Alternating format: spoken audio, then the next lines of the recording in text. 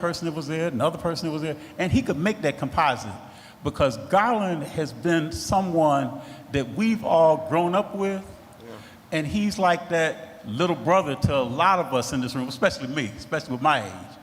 But he's also that big brother, and I don't mean big as far as say height, just big when it comes down to knowledge and what he does and what he has done as our lieutenant governor here in the great state of Michigan. And now, as he is running for the Secretary of State position here.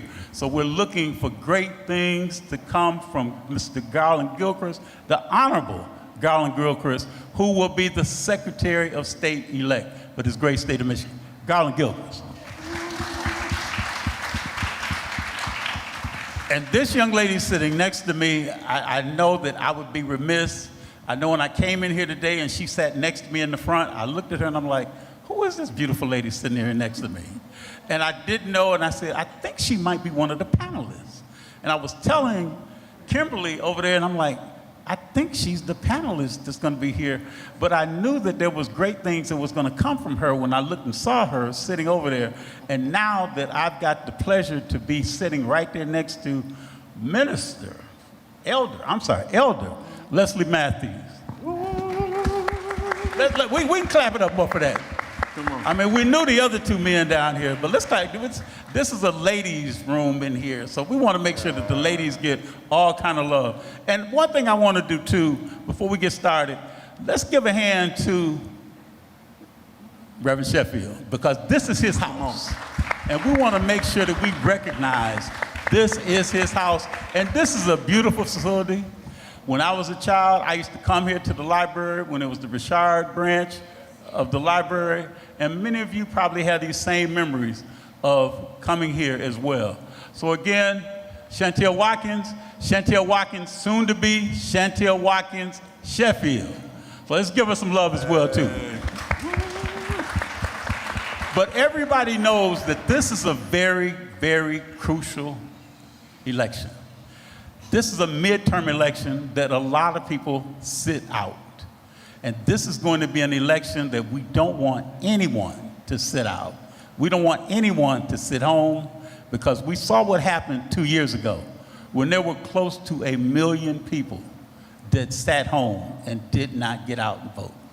This time around, because usually it's hard to get people to come out during a midterm election, but we want people to come out in masses.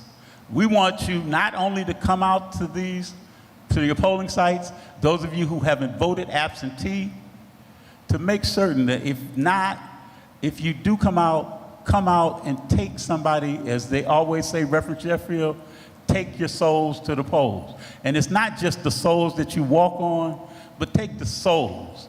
And I mean, when I say souls, I mean here, these souls.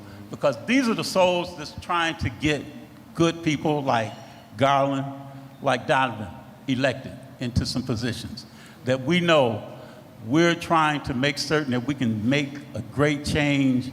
And right now that great change starts with, especially with these two men over here.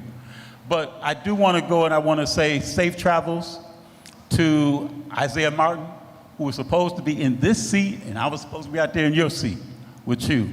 But he is traveling here, so we're hoping and praying for safe and traveling mercies for him on his way here.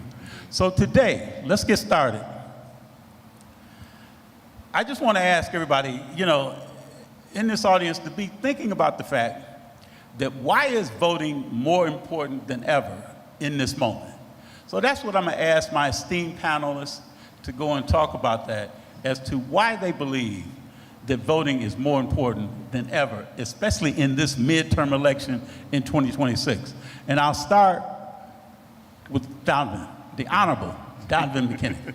And I have to make sure I remind myself to say the Honorable, because I've got all these honorable people up here, especially Elder Leslie Matthews up here as well. So again, Garland, Donovan, I want to ask you both, and then I want to ask Esther, Elder Leslie Matthews also, why is voting more important than ever now? Thank you, Darwin. I want to give a shout out to, again, Reverend Sheffield for allowing us to host this convening at his center.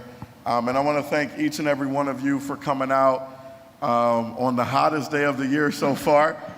We're going through some power outages right now. I've been literally calling people back and trying to, really help out with that situation, because it's just sad what's happening to our communities every time it gets hot and the grid overloads. So that's another topic for another day. But I like to always start off saying you can be anywhere with us this afternoon, this evening, and it means so much. And thank you for coming out, really, seriously. Again, my name is Donovan McKinney, serve as your state representative. I'm running to represent you guys in Congress here in the 13th District. And why is voting more important now than ever? How many people heard about the Voting Rights Act in 1965? Raise your hand. Okay, good. So you guys are in tune to what's happening. And you heard what happened in the Supreme Court decision just a few weeks ago, overturning, pretty much gutting the VRA. Now, it didn't happen overnight, right? It happened over the years. It took them 40 plus years from 1965 to get a Supreme Court hearing to gut Section 2 of the Voting Rights Act back in 2012. And it took them 14 years from there to pretty much do it and gut it completely. But it happened in increments. And right now, more than anything, you saw what happened overnight when the Supreme Court made that decision. There was 10, 12 states down south they either canceled their primary elections, or they called the special legislative session. They called in the state legislature to call in a special session to redraw these districts. And you saw an outright attack on majority minority districts, on districts that represented urban centers, urban cores, and an attack on all of us to have our voices heard. And so for me, you gotta utilize your voice by utilizing your vote. Now, people tell me all the time, my vote doesn't matter, why should I do it? And it's an old cliche to say that your ancestors have fought for it and died. But that cliche is still ringing true today. How many people heard of the recent attacks down south in particular, not just on our voting rights, but on just our human black lives right now? People are being hung by nuisance still in the year 2026. I saw what happened in, Tennessee? I think it was Tennessee, when those state troopers kneeled on the neck of a black man, put him in a county jail, and he died the next day, right? When we seeing these disappearances of our black youth, and we're thinking it happened just for the sake of happening. No, this is a direct attack on all of us to be able to live a life that's worth living, and being able to be human, and being able to be a citizen. Now I'll say this and I'll pass the mic, Darwin. The other issue that a lot of people aren't talking about is the birthright citizenship issue. If you're born in this country, does that make you a citizen? Yes or no? Yes, you would think so, right? Supreme Court, I'm proud of their decision. It's one of the good things they actually did, was uphold the birthright citizenship for those born from a subset of people, which is those born in this country, born from non-citizens. They got to keep their citizenship. But guess what happened with Donald Trump? Literally, the aftermath. He said, you know what, don't send me another bill. Send me Republican Congress. He told them, send me the bill that's going to end birthright citizenship. And you think this is impacting just our migrant immigrant communities, our brown brothers and sisters? You got that wrong.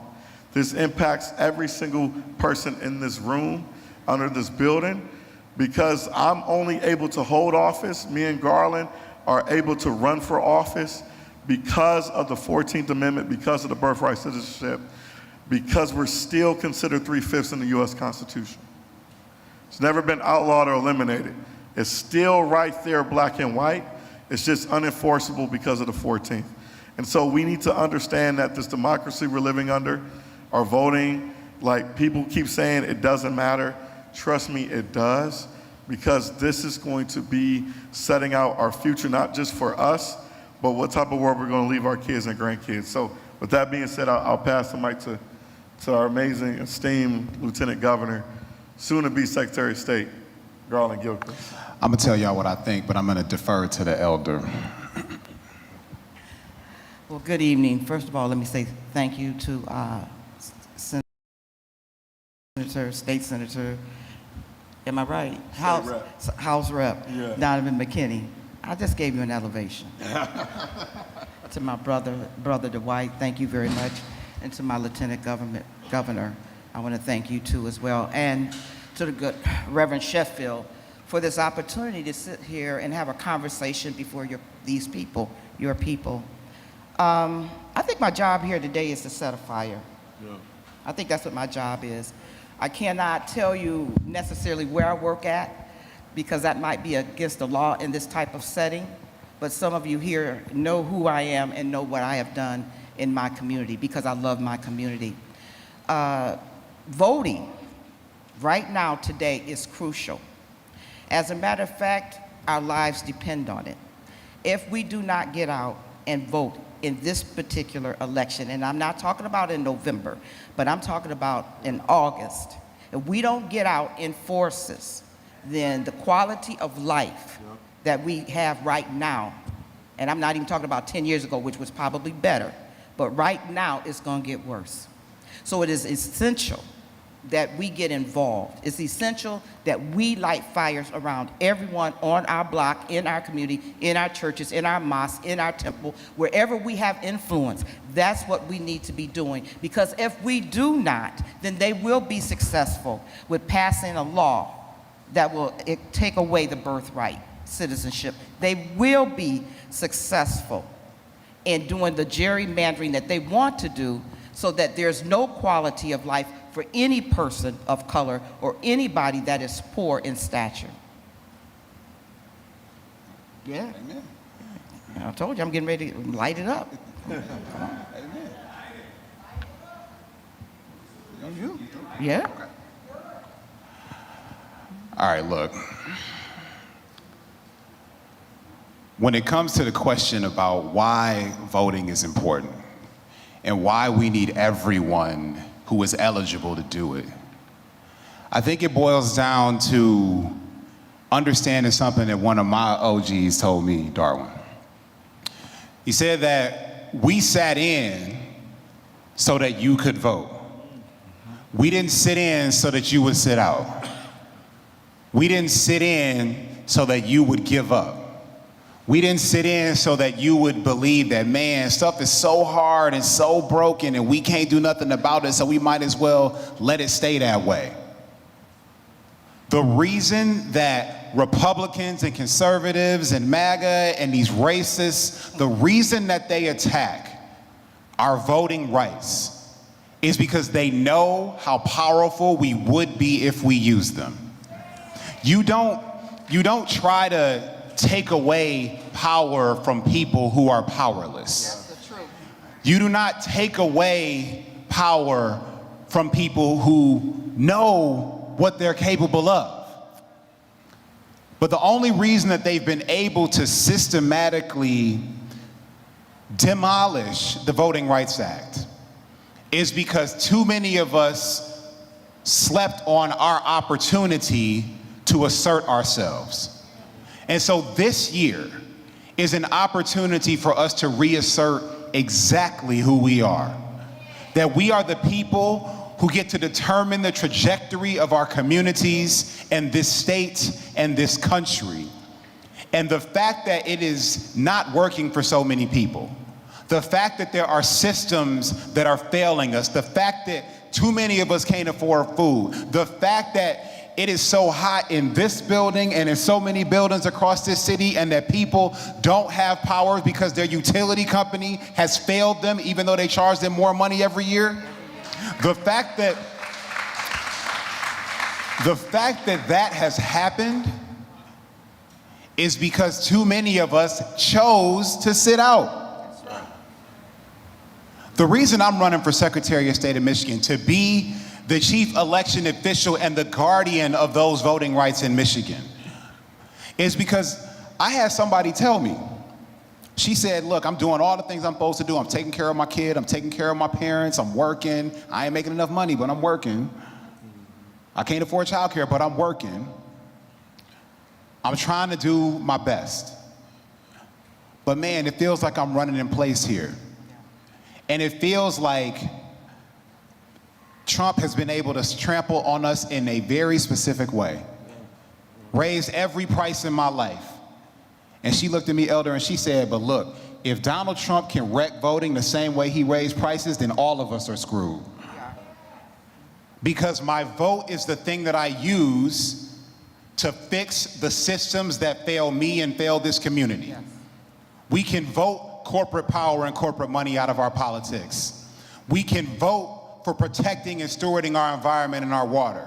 We can vote prices down. We can vote for our voting rights to be protected and expanded. We did that in the last 2 election cycles in Michigan with Promote the Vote 1 and 2. Yes, we did. We know what this looks like when we participate.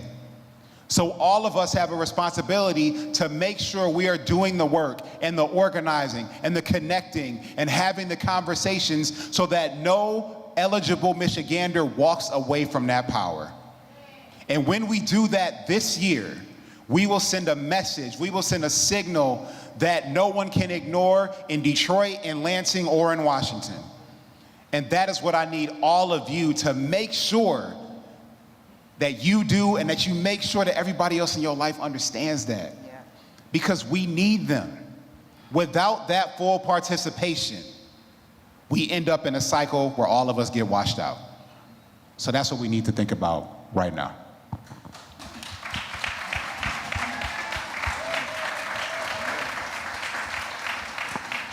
You know, one thing that is so great is that we have to make certain that we stay woke. Because as it is right now, some of us have been sleeping on the job. In this midterm election, we have to stay woke. And what I want you to do, whenever I say stay woke, what I want you to do is say, I am. Stay woke. I am. And I want you to continue to stay woke. Now, in the wake of this rollback of the Voting Rights Act, how will you use your position or your future position to protect voting rights? And I'll start with young lady. I'll start with you first. Well, in my position, the thing that I can do is strategize. I can pull together my community through churches, temples, mosques, and begin to talk about how we win, the plan to win. Right now, where we are all acting like we're all individuals. We don't have a plan. We don't have an agenda. We don't have a party that's even giving us an agenda that we can all agree to and say, this is what we want and this is the direction that we're going to go in. I think that what we need to do strategically, and I already mentioned it, is begin to take full responsibility and accountability for the future that we want for our children. And what that means is that if you somebody's grandmama, you somebody's auntie, somebody's uncle, then you take a few hours out of your week, get your friends together and begin some type of text party. Begin to knock doors in your neighborhood. Begin to talk about the candidates that you say that you want in office. Talk about how you know them and why you think that they are a good fit for that particular office. You have to get involved. We have to stop allowing the television to tell us what to do. We have been put in a position where most of us probably have had maybe 6 months of civic education. And when you think about the political system in which we are involved in, it's so vast and so huge until it looks like it's just coming from all different directions at a crazy speed. And so most people just throw their hands up at the whole process. Well, we have to stop throwing our hands up at the process. We have got to start being neighbors again and talking to one another about exactly what we want in our community and in our nation. We have to stop thinking that Washington, D.C. is going to fix Detroit, is going to fix Southfield, going to fix Oak Park. No, that's your local elections. That's where we need to be concentrating. Our state level elections, that's where we need to be concentrating, because that's how that money comes down to fund our communities, to build the communities that we want. So we have got to begin to get involved. We have to stop with the mentality of people leading us. Become the leader that you want. That's what you need to do. Become the leader that you want. Each one of these gentlemen was a little boy at some point, and they grew up. Each one of them became dissatisfied with what they saw. Each one of them said, well, let me get involved in the system in which I am dissatisfied with. And so they took that leap of faith and they became an elected official. Now, me, on the other hand, that's not my position. But certainly I have the position of support. I know what I want in my Secretary of State. I know what I want in my Secretary of State. I know what I want in my congressperson. And I'm willing to fight for the thing that I want. I'm willing to open up my mouth for the thing that I want. We've been too quiet for too long. Like he said, stay woke. What did he say? I am. Stay woke. Because elections have consequences. And we already know that if you're not invited to the dinner table, more than likely you're the one that's on the menu. So we have to go back and we have to go get some radical politics, some radical ideologies. We got to get some liberation ideologies. And we got to stick to that thing. And we got to make sure that the thing that we vote for is the thing that's going to help everybody and not just one segment of our population.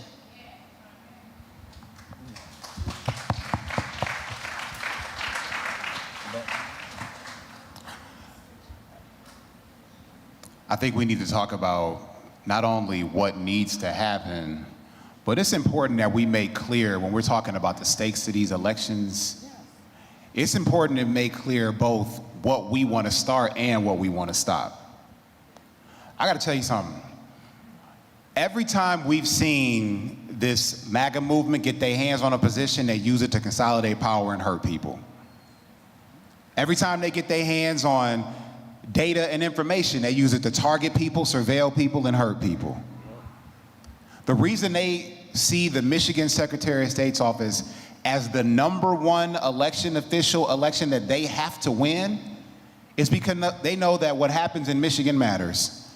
And they know that the election results in Michigan matter. And they know that how Michigan goes in 2028 will determine the presidency.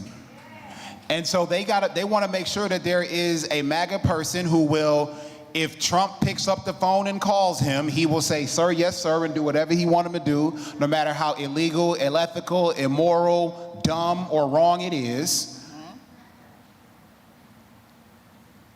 They want somebody they trust, not somebody that you can trust. Say that again. I got to tell you about, look, I'm going to talk about what I'm going to stop, then we're going to talk about what we're going to start. Like, y'all, my opponent is a guy who hired a January 6th insurrectionist to recruit poll workers. My opponent is a guy who is a QAnon conspiracy theorist who went to a QAnon event in 2021. My opponent is already coordinating with the corrupt Trump Justice Department based on election lies and placating election deniers. Has been silent on these election monitors that they sent to Detroit to monitor Donovan's election in the primary for the purposes of intimidation. You see, what we have to start and how I can serve people as Secretary of State of Michigan is to make sure that, look, I'm gonna stand tall for votes and voting and voters in the face of this assault on my democracy. That's what we need, yeah. And to make sure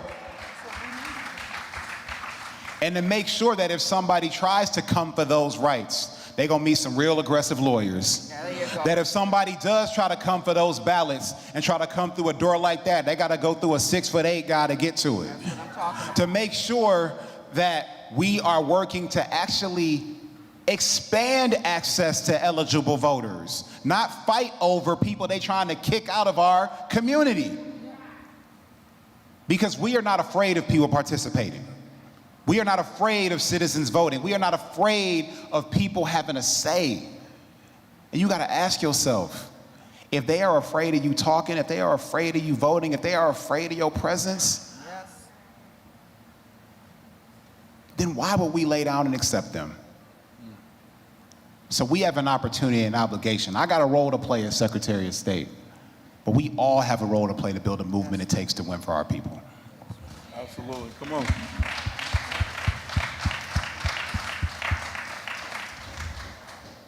Do y'all want to know why Trump has so much power? It's because we have a 3 branches of government system that is failing us right now with no checks and balances from the other 2 branches, right? The judicial is the courts. The courts literally just gave this president full-fledged immunity. Then we got Congress that literally lacks courage to stand up to him because they are afraid of his influence and money in their elections. And to me, we need to start putting people in these positions who have courage. Courage to me doesn't necessarily mean the absence of being afraid. Courage to me means even when you are afraid, That's right. you still do the right thing on behalf of the people you represent. And I got to give a shout out to 2 amazing people who flew in for this event today. And their names are Malak Kuros and Chris Rabb. Malak just won her congressional seat in Denver, Colorado. Yes. Stand up. And Chris just won his congressional seat in Philadelphia, Pennsylvania.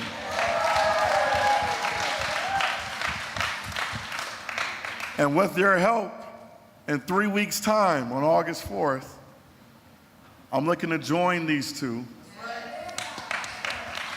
in the halls of Congress to push our government to have courage, to stand up to this big boogeyman we call the Orange Man, that I'm not afraid of. And I say this real quick, I'm only afraid of 2 things in life. And that's God, and that's my wife. And sometimes not in that order. And for my married men, y'all know what I'm talking about. But we need people in these positions that's willing to put their careers on the line and willing to put their lives on the line for the greater good, to push for each and every one of us to have the rights and privileges to live a life that's worth living. So to your point, we got to pass the John Lewis Voting Rights and Advancement Act on day 1. Have to do that. And 2, we got to give our state and county and local officials the ability to operate as they should and not send DOJ, Department of Justice, in because they're scared of our voice and they're scared of our vote. Why would they be spending all of this money to deter us, to try to hoodwink us to think that our lives and our voice don't matter, when exactly it does? This country was built on all of us having the opportunity to make sure that our voices are heard. We got to utilize it, because like this old saying used to say, if you don't use it, you lose it. So y'all better use it, y'all, because it's sacred, and it's being rolled back right in front of our eyes. So thank you, Darwin, for the question. But yeah, we got to keep pushing. We got to utilize our voice. We got 3 weeks, y'all. Make sure it happens. Make sure every single vote matters, and tell the people that it does. Thank you. And yes, let's give him a hand clap. And Donovan, since you just brought up the Orange Man, let's ask you first, Donovan. Yeah. Does Trump actually have the authority to restrict states' rights to voting? Nope. Something called the 10th Amendment, which is essentially whatever that's not laid out in the Constitution. It belongs to the states to figure out. And so right now, the states have free and fair elections, no matter what Trump's trying to do. I know my mom, shout out to my mom, she's in the building. My beautiful mom. She called me this morning in a panic. She was like, man, listen, Trump trying to call martial law. He trying to do all this crazy stuff. How's it going to impact you in our elections? And I was like, listen, I don't know the answer because I don't know what this man's doing. Like every day, he's very erratic. Literally, I don't know what's happening with him. But what I do know, what I can guarantee, is that if we utilize our voices by utilizing our vote, we can push back against what he's doing. But we can't be scared to do so. Like I got folks right now, I got a senior that I just talked to, because I've been going to a lot of senior buildings and just talking to the elders about their issues. And like one of them just told me, she's like, I have never witnessed in my 92 years on this planet the issues that we're going through right now in the year 2026. She feels like everything is being rolled back and that we're going back to the times of Jim Crow, to the times of black codes, and possibly the time of slavery. And she's like, Donovan, what can we do? And I literally I told her this. I looked her in the eyes and I said, we will not go back, but we have to get our younger people involved, number one, because they don't feel like their voices matter. And they don't really see the tools that they can utilize within the toolbox. And I tell them voting isn't going to solve every problem. It isn't. It's not going to change things overnight. But what it can do is a tool in the toolbox we got to utilize to ensure that all the rights and privileges that we are protected with right now does not get ripped away from us. And so to her, I said, keep voting, but I need her. She voted absentee, she's 92, but I need her to convince, and I'm willing to call people on the phone with her, convince her grandkids, convince her nieces, her nephews, her cousins to go out there and vote. I know I can't stress it enough. I know people say voting don't matter, but damn it, it does. It does. And I'll say this too. The majority, the Democratic majority, I got the survey in last term, first time in 40 years, Democrats had the majority of the House, Senate, and the governor. And the Supreme Court, literally, in our state of Michigan, first time in 40 years, this has happened. But in Congress, you know how big their majority is in the House right now? 2 seats right now. 2 seats. And the Senate is, well, rest in peace. Some people don't say rest in peace, but rest in peace to Lizzie Graham. I know Mitch is on the deathbed too. But like, these seats are critical. If we can just get 4 or 5 more Democrats elected, we can have the majorities in both the Senate and the Congress, and we can hold this orange man accountable. But we gotta utilize our voice by utilizing our vote, and we gotta tell people, these are the margins we're working with. It's not like we need a lot of people to come out and like vote to make it happen. We just need to up the ante by 10 to 20%. That's it. And we'll win these elections in a landslide. We will. We will. But it's on us to get the vote out. It's not just on me and Garland and Elder Leslie and Darwin as community leaders. It's on all of us to do so. So bring the souls to the polls. Bring everybody to the polls that you can to make sure this happens. But you got to utilize your voice by utilizing your vote. Garland. Yeah. Just a question? Yes, please. The answer to the Donald Trump, can he stop the election? No. And whenever you hear somebody say that to you, you should tell them that they're wrong. Like, we ain't got to overcomplicate this. Donald Trump does not run the election in Michigan. In Michigan, the people elect a Secretary of State who oversees the State Bureau of Elections. That's who runs the election. He don't have the authority to stop the Postal Service from mailing you your mail-in ballot. A judge just threw that out. This whole thing with the Save America Act that our state House that is currently run by Republicans, they've tried to introduce this legislation because why? Because they are afraid of married women who change their names voting. But that's not law.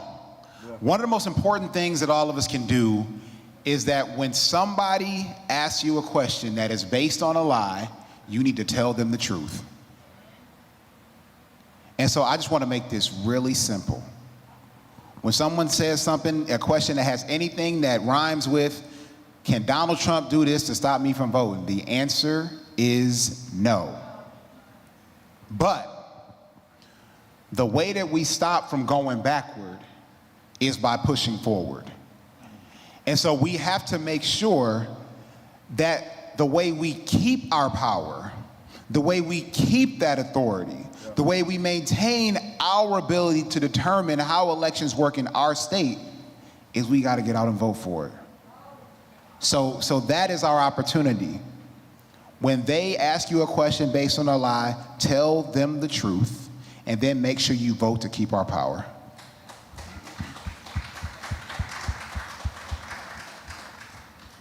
So I don't have anything to add to that. I believe that you all have efficiently, told them what needs to be done. But let me share this with you. As community, everybody should be a part of the community. And one of the things that needs to happen is the older people, and I love the older people, I'm an older people, I'm an older person. Please get out of the way of the younger people. The younger people have ideas. They have the energy. They want to go. They want to run. But sometimes we get in the way, and I'm not talking about you all, you're right age. They get in the way and they become gatekeepers and they stop the younger ones from being developed. One of the problems in our community is that we do not develop our leadership. We do not develop our electoral leadership.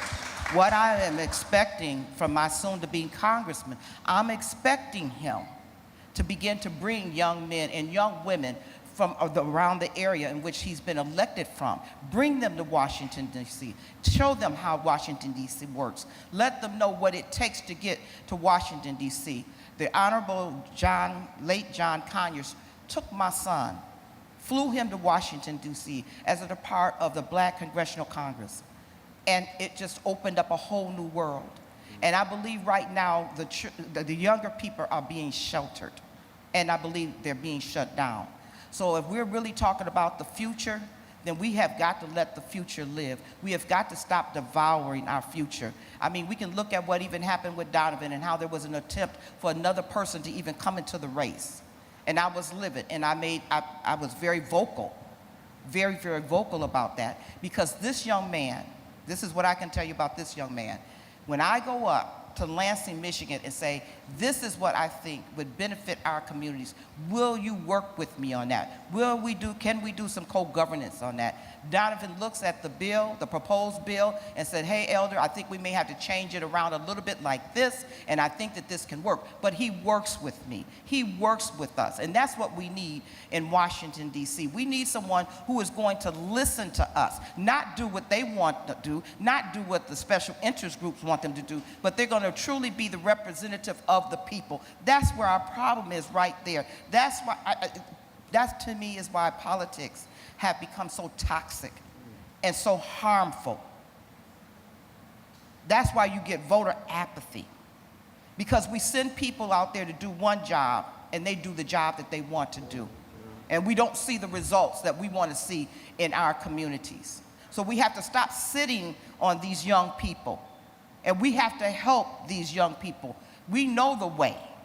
So let us help them get to the way so that they can become all that they should become and become representatives of the people.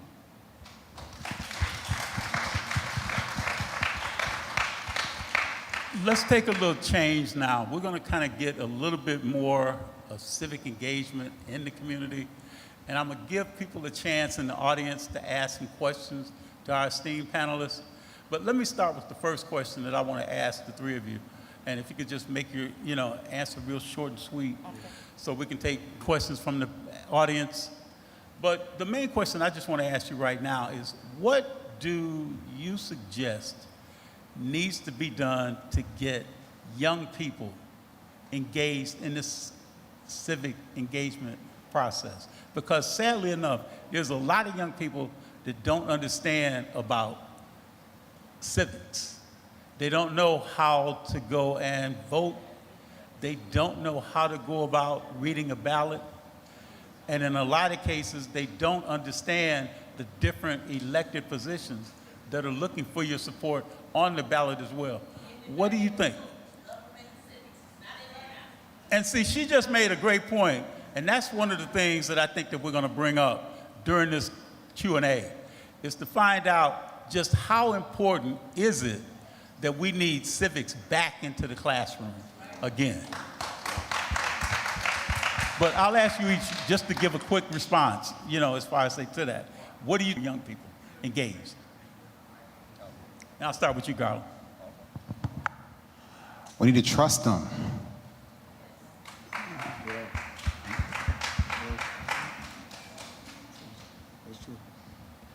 And we gotta bring love back in our communities, y'all. There's so much hate, there's so much division.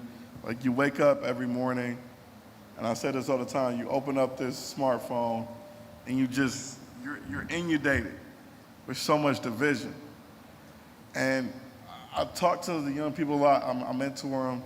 Got a lot of my younger cousins that I talk to. And a lot of them don't feel seen. Yeah, they don't feel heard, but they don't really feel like the community cares about them. And I remember growing up knowing that my community cared, because I remember going block to block. We used to get in trouble and all that stuff, and we got dealt with by community right then and there. And then by the time we got home, we got dealt with at home. But then, I remember the elders used to be on their porch, and they used to talk to us, and they used to give us game. I remember the older men used to tell us how to get the girls, and then I remember some of the women used to tell us, hey, this is what life's about. But now you don't really see that community as much.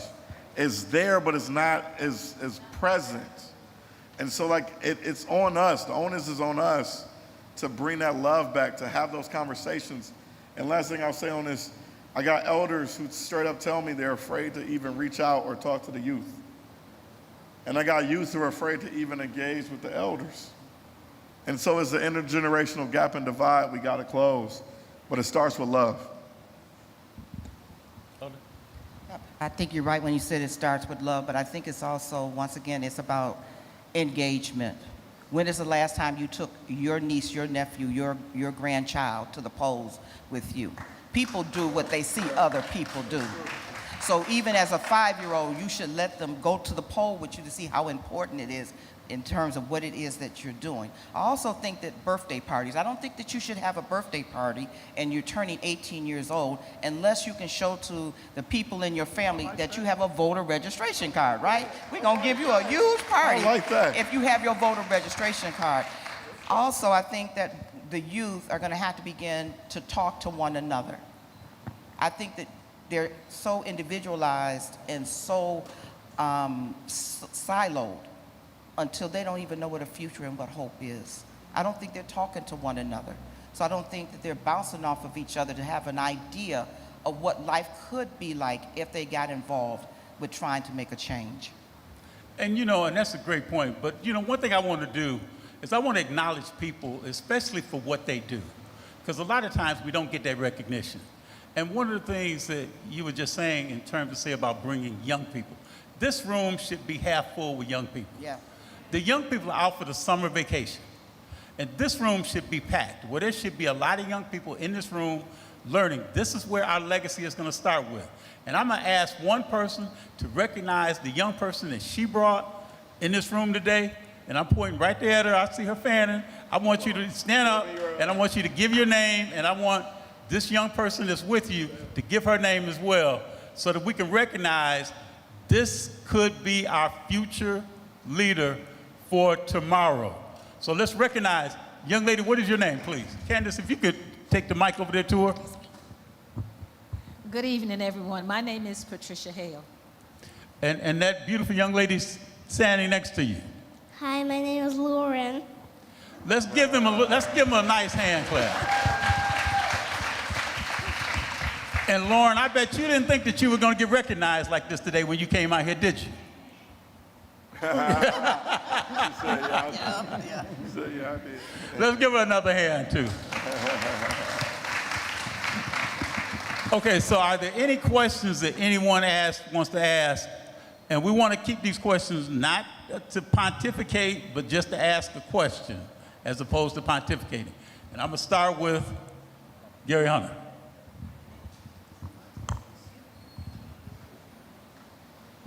We just had a senator from Michigan vote against the housing bill, against the Democrats, against the Black Caucus. What are we going to do to make sure that when people leave our neighborhoods that they keep us in interest? Slocum just voted. If you talk to any Black Caucus members, I just left Colorado with Joe Nacuz and a couple other places, and they're all frustrated. Gary, what's going on? Danny Davis, who's retiring, but he's still upset. Robin Kelly, I just left him.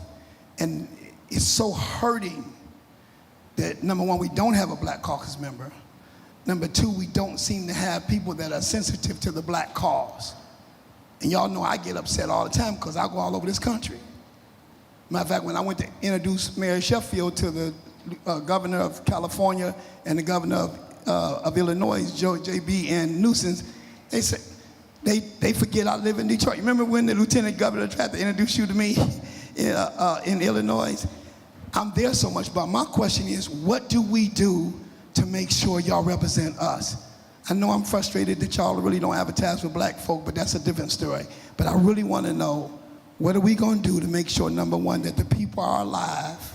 When I mean alive, they know what we're talking about. They know what the issues are. He just knocked down the courts just knocked down where they can go over, do what they want to do with food stamps. People might pay attention to that. That just got knocked down. But what are we going to do to make sure that our representation is our representation? So Gary, the way that you get leverage over an elected official is you got to have leverage over them before they get there. And one of the reasons why I am so frustrated with the way that money flows through our politics and corporate money flows through our politics and how much leverage rich people have in our politics is because that seems to be what influences the phone calls that a lot of elected officials take. It seems to be what influences the meetings that they take or show up at. As Secretary of State of Michigan, one of the responsibilities I will have is to oversee campaign finance law in Michigan. Meaning that when somebody violates that law, when money is used illegally, when a sitting elected official uses their government resources to impact their election, it'll be my job to hold them accountable. It'll be my job to oversee the website that currently exists but has some significant problems, where you can see who is spending money in our politics, how much they're spending it, when they're spending it, and on whom. In order for us to get this dark, dirty money out of our politics, the first thing we have to do is actually be able to see it. And so it's a good thing that, if I'm talking about fixing websites, Gary, like I'm a software developer, I'm really good at fixing websites. And we need to make that one work to lay the foundation for us to get that kind of influence out of our politics. Because you know who's not represented by that big money? Black folks in Detroit. You know who's not represented by that big money? Poor people in rural Michigan or anywhere. See, that money feeds a system that is failing us. So our opportunity here is again to vote for people who come in with those values. Because like, I met most of y'all before I got elected. I don't think I'm that different. What you saw then is what you see now is what you'll get later. And so we have to make sure that we therefore are, again, mobilizing, voting, and talking to make sure that people know what we expect of them as our servants. Like, I'm supporting Donovan because I know what I'm gonna get. He gonna be look, I live in his district. He will be my congressman. And I'm excited about that. That's what we gotta do. He answered. Okay, do we have another question, Candace? I'd like to answer You wanna- that. Hang on. Elder Matthews. Yeah, I want to answer that. So we were talking about Alyssa Slockins, and the first day that she announced that she was running, there were millions of dollars that came from the intelligence community. That should have been a red flag right there, right there. What we have to have is clarity. We have to be clear about who is for us and who is against us, and we have to vote accordingly. Now, if the person gets in office that's not necessarily for us, then we have to show up to that office, and we have to demand accountability. I don't care if you're a Republican, a Democrat, or independent, because let me tell you something. We ran a campaign, and we ran Dave Trott out of office because we went to his office every week in a chicken suit, every week, and knocked on the door with hundreds of people to tell him how just dissatisfied we were with his voting record in Congress. And guess what? He was a one-term congressperson. He left. He couldn't take it. So that's what we have to do. We have to stop sending people to Washington, D.C. every 2 to 4 years and forget about them. The day one, after they are sworn in, we need to be looking at what they're doing, looking at our agenda, looking to see if it's lining up. And if it's not lining up, we need to make some phone calls. And if we got to take a bus, a train, or automobile, or a plane, we need to get there and let them know exactly how we feel about it. And then if that's not enough, when we bring that one crowd, then we bring another. That's how you do that. Diamond, that made a movie that you want to say something to that, didn't you? Yeah, I know. No, listen, Elder. Oh my Lord, yes. I'll say this. Garland's right. Elder's right. Like, we have to have our hand our elected officials early on, even before they get into office. And how do you hold? Like, what do most politicians care about more than anything? Do y'all know? The re-elect, getting re-elected. And so it's a lot of opportunities to hold us accountable. It's the inside-outside strategy that Dr. King always preached and talked about. But you need people at least aligned with you in terms of values, right? I don't need you to always agree with me. I don't have to always agree with you, but our values have to be aligned. And then the execution we might debate on and have some discrepancies and be able to bridge that gap and work around.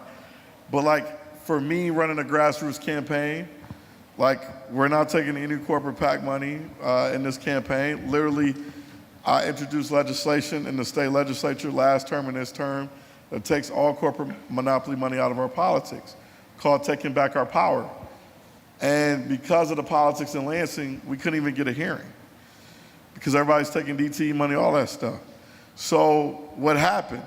Organizations and groups and people on the ground decided to take our legislation and try to create a ballot initiative. So they collected over 600,000 signatures statewide. And right now it's in front of the State Board of Canvassers. We'll know in the next few weeks if it gets on this year's November ballot. But we all know if it gets on this November ballot, guess what? It's going to pass with 80% of the vote. You want to know why? Because whether you're a Democrat, Republican, Independent, or whoever, we all know the corporate influence in our politics is just too much. And so how do you hold people accountable? One is through, as bad press as possible and getting the community revved up, because people want to try to get reelected. But then two, we need to just eliminate all the corporate influence as much as possible to level the playing field to ensure that the people's voices are heard. That's how you're going to start changing some things. But in the meantime,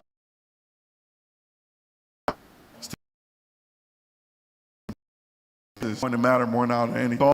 Like, for instance, the land value that, our former mayor wanted. Guess who killed the bill? You want to know why I killed the bill? Because we had a 1-seat majority in both chambers. And all you needed was that one voice and one vote to make sure you kill it. But more importantly, I needed to hear from you all. I went to 30+ black club leaders in my district, and they all came to me and said, H-E-L-L, no, you better not vote for that. And I said, I got my answer. And I told the former administration, I said, you go try to convince the people. And they tried, and they failed. So you need to make sure that you'll let people in there that's willing to listen, but you gotta help us get there first. And so since we're running grassroots, that means I'm not influenced by corporate, but I need y'all to make sure y'all get me in there, to have a voice in there that's gonna represent you. And that's what matters more now than anything. Thank you, Gary, for that question. Okay, Candace, did you have another question? Thank you. How y'all doing? My name is Teron Haynes, live in Detroit. First off, I want to say thank you for hosting this. I really appreciate it. Specifically, Lieutenant Governor Gilchrist, I follow your career, and I'm really looking forward to voting for you for Secretary of State. I do just want to quickly push back on one of the points here that was discussed about young people. I feel like it's easy as an elder to look at the young people and say they haven't been doing something because they are just incapable or they have this aloof attitude around voting. But one of the reasons why they have an attitude around voting is the posters that are displayed here. The Free Palestine issue has been a major indicator of where young people stand, not just with foreign politics, but with domestic politics and how they want to be represented. So when we talk about the youth, obviously it's extremely important to say we need to trust our youth, put faith in our youth, and uplift them. But if there's no path for that to happen, then we're not really doing anything for them. So it's great to support them now. Like the Occupy the Summer is an amazing thing that's happening in Detroit. But what are y'all doing as, and I'm not saying y'all don't have any plans, but what are we doing as elected officials on a federal level to say, here is what I want to do for the youth that sustains them for the next 20 to 30 years and make sure there is a path to their own, so that they can become leaders. Because I feel like almost disparaging them in the sense that they don't have this feeling about voting because they just don't know or they don't have civics or government knowledge, I think that's incredibly false. I think the young people now are the reason why Michigan had a big money out of politics push. Yeah. Because it's the kids on TikTok who are saying, this elected official is taking too much money from a foreign lobby group.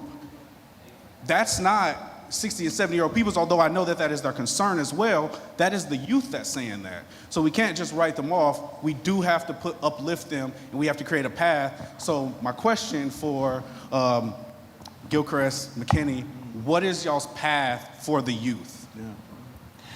Hey, first of all, thank you for coming. I said trust them because I meant that. And, whether you talk about the policy priority, when I say trust young people, let me be a little more specific. We cannot ask people to get engaged and then get mad at them when they get engaged. That's right. That's right.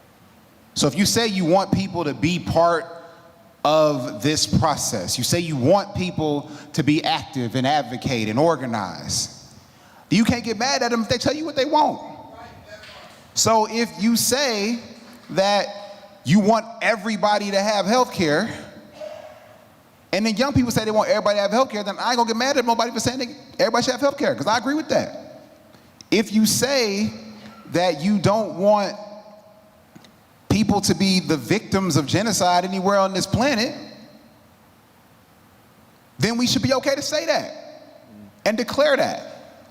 So I think the way that when I say trust, I mean that. I mean that we have to make sure we understand where the energy is and then help people recognize that they are powerful. And so therefore equip them to be able to use their power to make things happen, to change the trajectory of our community. Like, I believe that. Like, I'm about that life, like, for real. And so my job is to make sure that young people feel safe being their most powerful with me.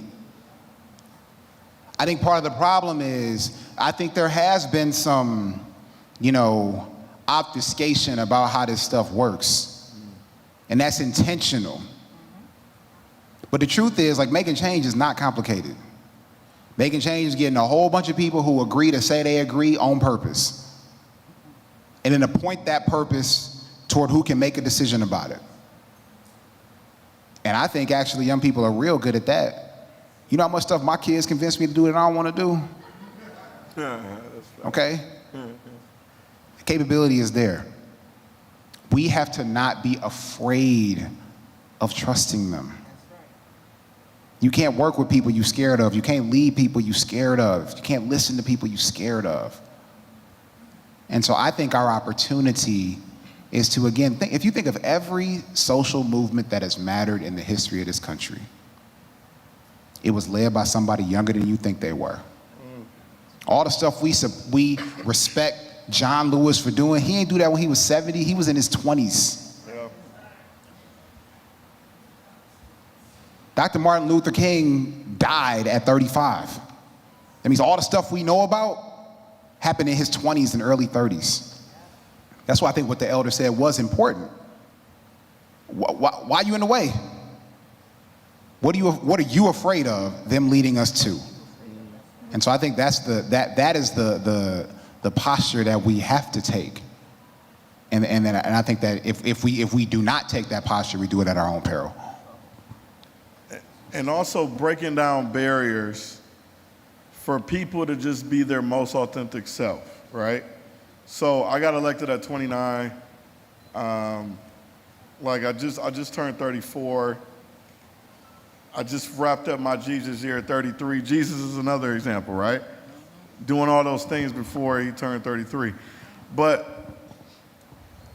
I wear, sometimes I'm not always suited and booted. Sometimes I wear my hoodie on the house floor. People give me, faces and all that stuff like, man, why you dressing like that? And I'm like, because this is my authentic self. This is what my district looks like. This is where I'm a young black man. Grew up in America, grew up right here in Detroit. Be yourself. And so I don't need nobody to tell me what it's like to be myself, because I'm literally the most in tune with myself. And I need to convince my other young people that you have to be yourself, and that's enough.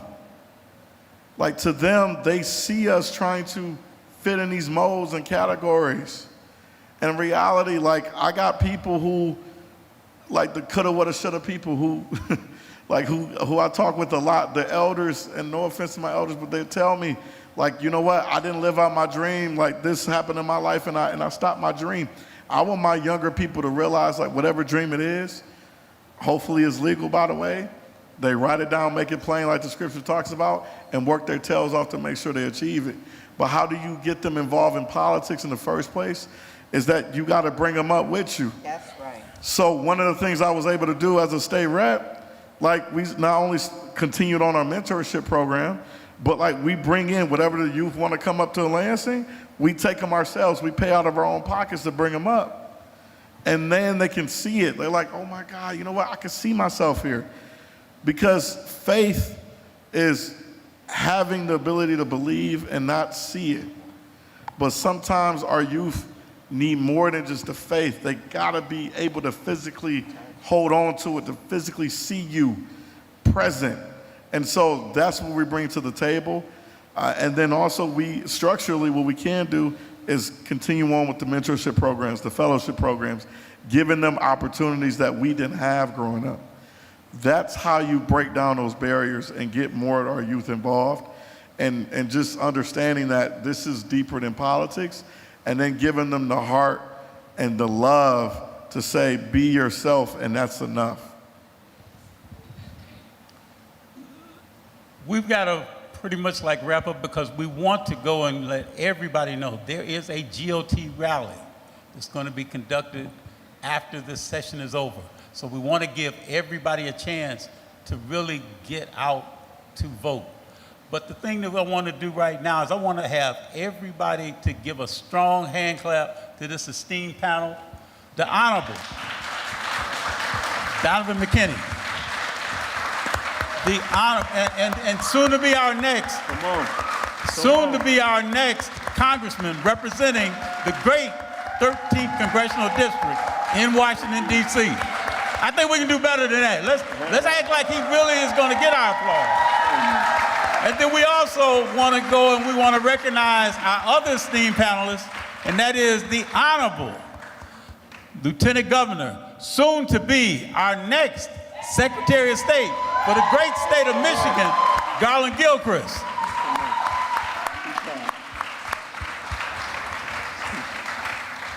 And now we also want to recognize Elder Leslie Matthews, who has had some great, and she motivated this crowd to say, hey, we want to get out and vote on August the 4th, and not only do we want to get out and vote, but we want to take our souls to the polls and other souls to the polls to vote. So again, let's recognize Elder Leslie Matthews.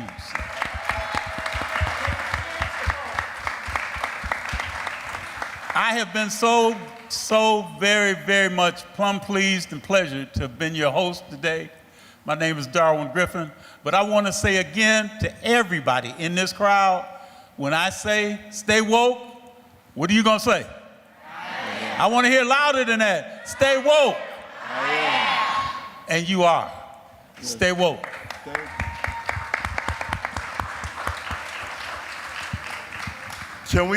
I want to just give a shout out to somebody. His plane was delayed, but Darwin, thank you so much for filling in. Literally, we called him a couple hours before the event because Isaiah Martin was delayed.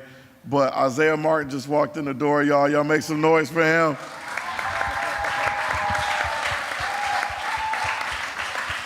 Appreciate you coming, man. Sorry about the delay, man. But we were praying for traveling mercies for you too. All right, everybody, so we have some wonderful volunteers who are passing out signs. We want you all to grab a wonderful sign of things that are on Donovan's platform and come take a group picture and show everybody who and what we are supporting. So if you have a sign already, please make your way up here. And if you need a sign, they'll be passing you one, okay, guys?